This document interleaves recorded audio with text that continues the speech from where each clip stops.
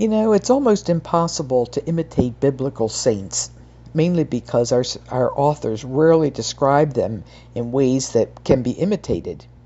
Since these unique writers describe these saintly people against the background of faith, they traditionally emphasize some characteristics and completely omit others.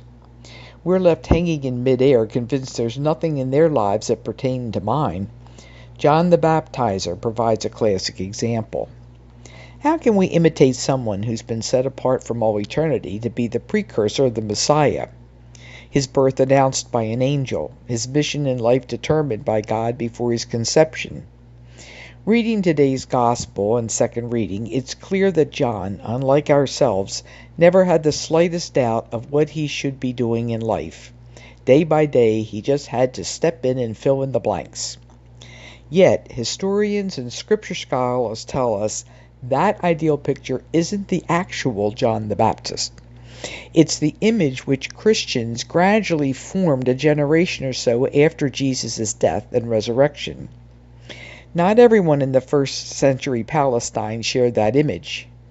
There were still disciples of John centuries later who believed he, not Jesus, had been the Messiah.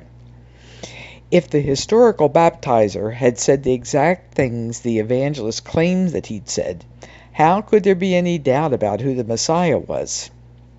Obviously, Jesus' disciples looked at John from a different perspective than most others looked at him. For them, he was Jesus' precursor, the person who plowed the field this Galilean carpenter would later plant. Christians put John in a category most of the people he actually encountered never noticed.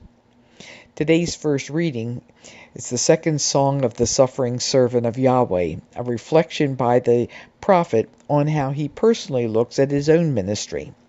It's completely unfiltered. I have no doubt John the Baptizer could easily identify with this prophet. The song begins with Isaiah stating his belief that he had totally failed at the mission he presumed God had given him, to bring the chosen people back to their God. I thought I had toiled in vain, he said, and for nothing, uselessly spent my strength. Though convinced God had called him from his mother's womb, given him unique gifts and sent him to the depressed Jews in exile, he was never able to fulfill God's trust in him. But much to the prophet's surprise, Yahweh rewards him for his failure. Quote, "It is too little for you to raise up the tribes of Jacob.